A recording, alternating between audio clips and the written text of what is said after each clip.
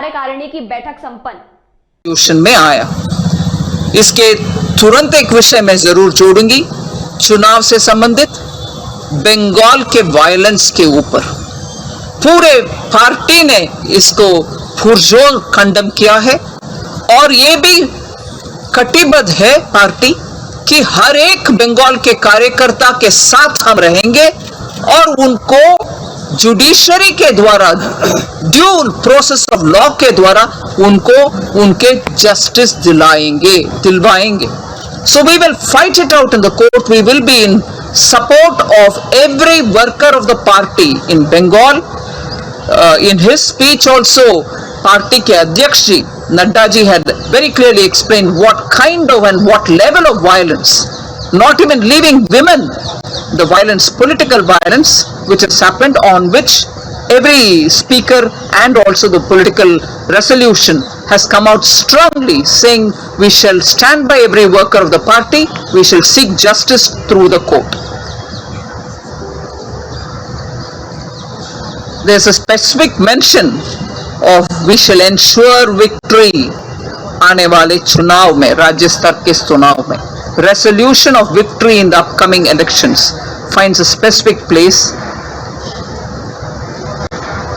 17th and last but one point, opposition parties के opportunistic politics के ऊपर उनका समय समय पर उनके रवैया और उनके रुख बदलना, पॉलिटिकल अपॉर्चुनिज्म के रास्ते पर चलते हुए वो उनके पोजीशन को इधर उधर करना और ट्विटर से ही उनके राजनीतिक काम करना, इन सब के ऊपर भी एग्जीक्यूटिव बहुत ही स्ट्रांगली पोजीशन लिए और खंडन किए कि वह कोरोना के समय सड़क पर नहीं दिखाई दिए मगर ट्विटर के द्वारा हर संकोच के माहौल पैदा करने के लिए ऑपोजिशन के रोल के ऊपर भी इस रेजोल्यूशन में है। और इस देश का,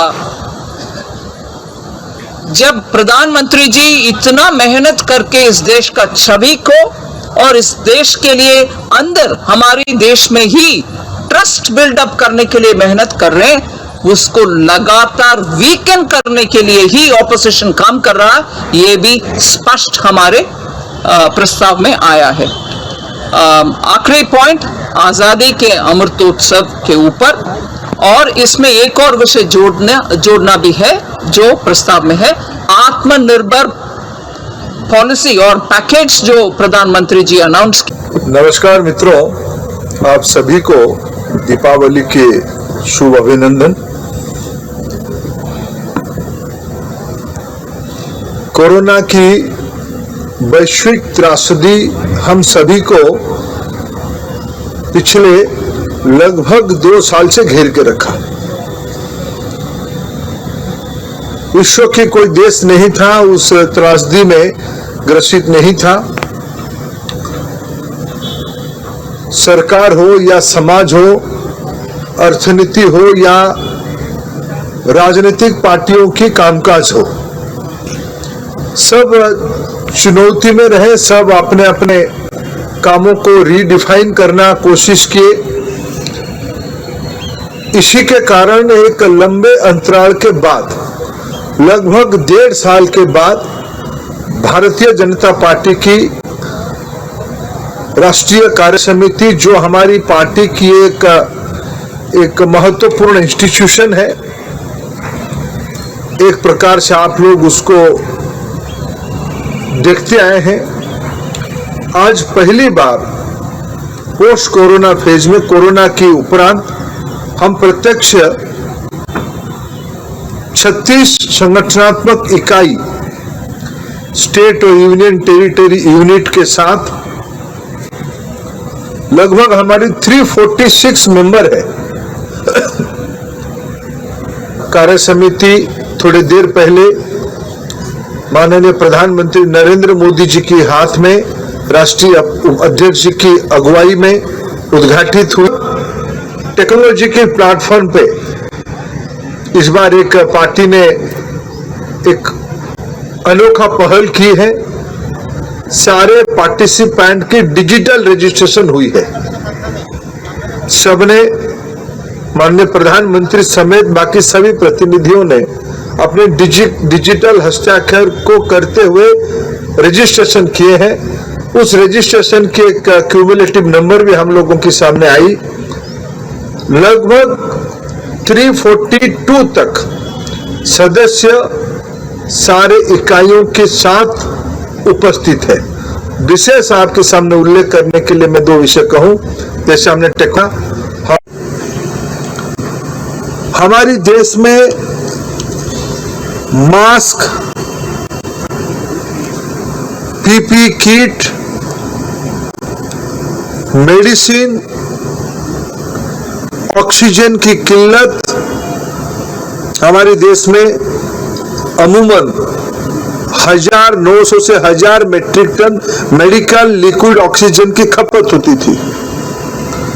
इसी साल एक सप्ताह आया जिसमें हमारी खपत बढ़ के